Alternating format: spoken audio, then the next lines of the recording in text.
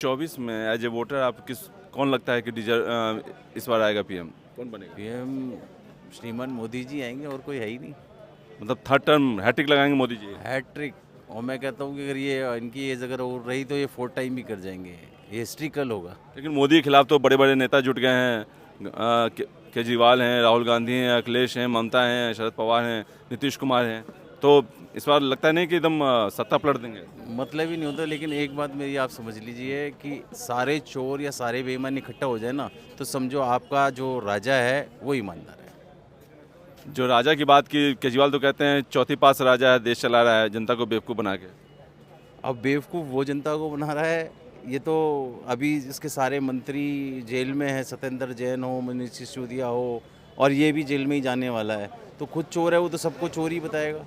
तो कहते हैं कट्टर ईमानदार हूँ मैं, मेरे मंत्री भी कट्टर ईमानदार हैं। तभी तो जेल में है।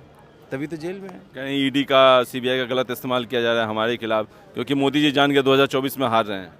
मोदी जी को ऐसे 50 केजरीवाल और ये राहुल गांधी इकट्ठे हो जाए तभी भी 2024 में उन्हें कोई हरा नहीं सकता।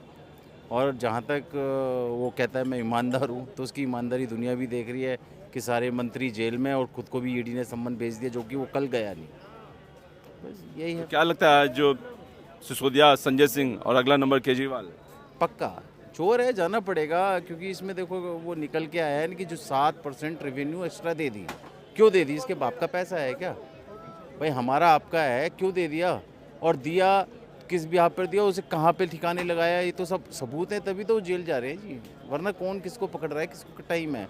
तीन जहाँ तक मोदी जी का सवाल है, तो मैं कहता हूँ 3rd टाइम हैट्रिक मैं अभी लिख के आपको दे देता हूँ कि वो लगाएंगे।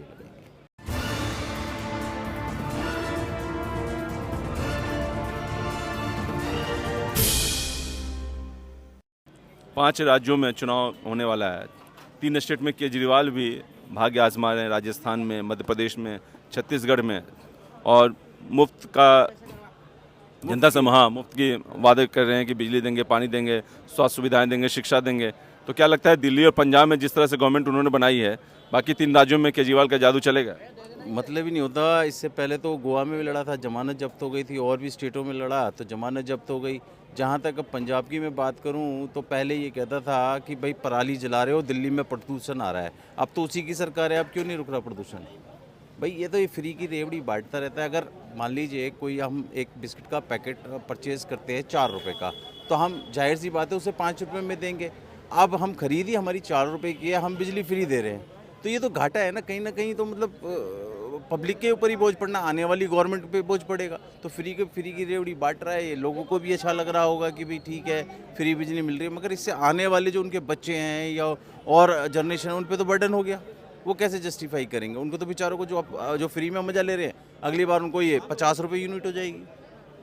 तो ये लोग समझ नहीं रहे। तो ये गठबंधन जो बनाया गया है मोदी के खिलाफ, मध्य प्रदेश में कांग्रेस अलग लड़ रही है, नीतीश कुमार अलग लड़ रहे हैं और अखिलेश अलग चुनाव लड़ रहे हैं। अखिलेश का नया बयान आया यूपी में कि 65 सीटें हम 80 लोकसभा सीटों में से हम लड़ेंगे, बाकी 15 में आपस में जो बांटना है बांट लो। जब चुनाव से पहले ही इस तरह के बयान आ रहे हैं, इस तरह के बयानबाजी आ रही है, नीतीश कुमार कह रहे हैं कि कांग्रेस जो है गठबंधन पे ध्यान ही नहीं दे रही है, चुनाव पे ध्यान दे रही है। तो क्या लगता है कि 2024 तक ये गठबंधन टिक पाएगा मोदी के खिलाफ? ये बिल्कुल गठबंधन नहीं टिक पाएगा। मैंने आपको बोला ना, जब सारे चोर इकट्ठा हो जाएं तो समझो आपका राजा ईमानदार है, न्यायप्रिय है और देश के प्रति वफादार है। अब मैं इससे ज़्यादा इनको क्या कहूँ? कहने के लिए वादे कुछ भी करें, उससे हमें क्या लेना देना, लेकिन आएगा तो मोदी। अखिलेश कहते हैं कि बीजेपी में तो बस एक ही ऑप्शन है मोदी, और हमारे पास हैं, मैं खुद हूँ, शरद पवार हैं, नीतीश कुमार हैं, ममता बनर्जी हैं, राहुल गांधी हैं। तो कई सारे ऑप्शन हैं पीएम के लिए। नहीं, उनके पास क्या ऑप्शन है ये तो मुझे पता नहीं। ऐसी बात नहीं, बीजेपी के पास भी मोदी के बाद हमारे पास योगी आदित्यनाथ जी भी हैं, और भी अच्छे अच्छे लीडर हैं, ईमानदार साफ़ सुथरी छवि के हैं। ये तो सारे ही चोर हैं। अब संजय सिंह का आपने बोला, संजय सिंह एक किराए के मकान में लक्ष्मी नगर में रहता था, राज्यसभा सांसद से पहले। अब करोड़ों की प्रॉपर्टी है, ये सब कहाँ है? तो ये सब दिखता है। यानी आप ये समझ लो इस तरह से है कि जैसे एक मैं मानता हूँ, मैं एक गवर्नमेंट एम्प्लॉई हूँ, पुलिस कांस्टेबल हूँ, चाहे यूपी का, हरियाणा कहीं का भी। तो मेरी तनख्वाह है जी 50,000 रुपया। मेरे पास 5-5 माले के मकान हैं, करोड़ों की प्रॉपर्टी है। तो सबको दिख रहा है ना कहाँ से आ रहा है, तो करप्शन तो हो रहा है। तो ऐसे ही ये लोग हैं, कहते हैं मैं ईमानदार हूँ, ये हूँ। मैं ये फिर कहना चाहता हूँ आपके माध्यम से कि मोदी जी ही आएंगे, और मैं आपके माध्यम से ये लोगों को कहना भी चाहता हूँ, देखिए मैं ये नहीं कहता कि मेरी कोई रिश्तेदारी है मोदी से या मेरी कोई वो है। हाँ, उसने जनहित में काम किया, देश हित में काम किया, चाहे वो मेरे पिताजी खुद कार सेवक बन करके अब तो वो एक्सपायर हो गए, तो गए थे राम कार सेवा में, उस समय जब मुलायम सिंह ने गोलियां चलवा दी थी। तो आज भी जिंदा होते इस केस को देखते कि यार हाँ चलो मेरी इच्छा तो पूरी हुई। तो राम मंदिर का एक बड़ा इशू था। अब चाहे वो अभी मेरे को पता लगा कि जैसे जो अपनी जो डिफेंस है, जैसे आर्मी वगैरह, देश का सबसे ज़्यादा बजट आजकल डिफेंस पे खर्च हो रहा है। 33% 40% कर दिया गया उसको। तो राम मंदिर का मुद्दा हो, चाहे अब पारदर्शिता की बात हो, मैं खुद भी कहूँगा कि आप किसी की बातों पे ना जाएं, आप खुद करें, उसको रियलाइज़ करें। आप देखो क्या क्या बदलाव आ गए, चाहे G20 हमारे देश में होना बहुत बड़ी बात है। तो कई चीज़ें हैं, मैं लेके बैठूंगा तो आपको भी सुबह शाम हो जाएगी। कहना यही है कि कह रहे हैं कि जुमलेबाजी की गवर्नमेंट है, काम तो कुछ करती नहीं, खाली गुणगान करती रहती है। देखिए महाराज, अगर आपको जुमलेबाज लगता हूँ तो ठीक है, मगर जो मतदाता नहीं, है, विरोधी कहते हैं कि मोदी गवर्नमेंट जुमलेबाजी गवर्नमेंट है, विरोधी वो जुमलेबाज हैं। मोदी जी को तो जुमलेबाज कहने से क्या होता है, वो तो करके दिखा रहे हैं। जो जुमलेबाज कह रहा है वो जुमलेबाज है, वो तो करके दिखा रहे हैं। अपना सारा काम बिल्कुल ईमानदारी से, पारदर्शिता के साथ सारा काम हो रहा है। नया संसद भवन भी बना, स्टैचू ऑफ ये इनकी मूर्ति बनाई है ना, मैं बोल रहा हूँ सरदार, हाँ वो भी देखिए। तो मतलब उससे ही वो पैसा कमा के हमको इनकम जनरेट करके दे रही है, उसे देखने जा रहे हैं लोग, तो उससे पैसे टिकट लग रहा है, रेवेन्यू तो आपके पास जनरेट हो रहा है ना सर। कह रहे हैं मोदी तो पढ़ा लिखा है, इन्हें टेलीप्रॉम्प्टर देख के पढ़ता है। इसके ऊपर मानहानि का केस होना चाहिए। और उनको मेरे को जहाँ तक याद है, मीडिया में भी ये हुआ था कि जिस यूनिवर्सिटी से मोदी जी पढ़े उसका प्रमाण उन्होंने दिखाया था। 2024 में अगर केजरीवाल को खड़ा कर दिया जाए मोदी के खिलाफ, क्या लगता है टक्कर दे पाएंगे? जमानत जब्त हो जाएगी, खुद का वोट भी नहीं मिलेगा इसे। इसका भी मन करेगा कि मेरा भी वोट मैं अपने आप को क्यों दूं, मोदी जी को ही दे दूं।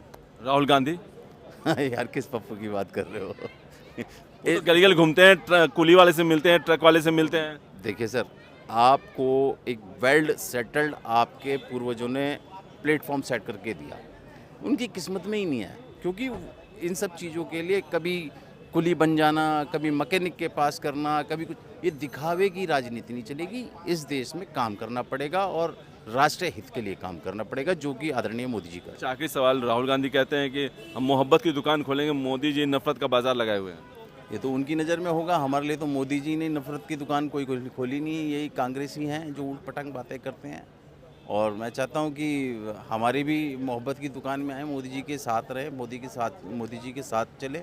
अब चाहे एयर स्ट्राइक का मामला हो तो सबूत मांगते हैं। अरे तुमको क्या सबूत चाहिए भाई, कुछ करके दिखाओ फिर बात कर। मोदी के बाद कौन लगता है? मोदी के बाद अपने योगी बाबा। किस लिए?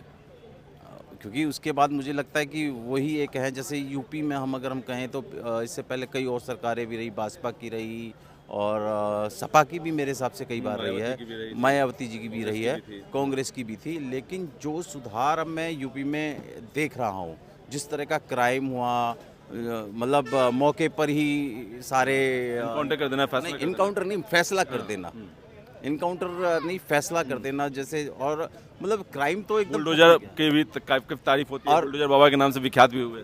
बुलडोजर बाबा जो गलत करेगा वो भरेगा। अब हम जैसे कांवड़ लेने गए थे अगस्त के महीने में, तो फिर पहले क्या होता था, तो हमारे घर वाले पूछते थे कि भाई कहाँ पर है, तो हम कहते थे कि भाई हम मेरठ या मुजफ्फरनगर हैं। तो उनको घबराहट हो जाती थी कि भाई जल्दी निकलो जल्दी निकलो। अब जब फ़ोन करके पूछते हैं कहाँ पे हैं, कि जी यूपी में है, मेरठ में। अच्छा बेटा वहाँ से निकल आए।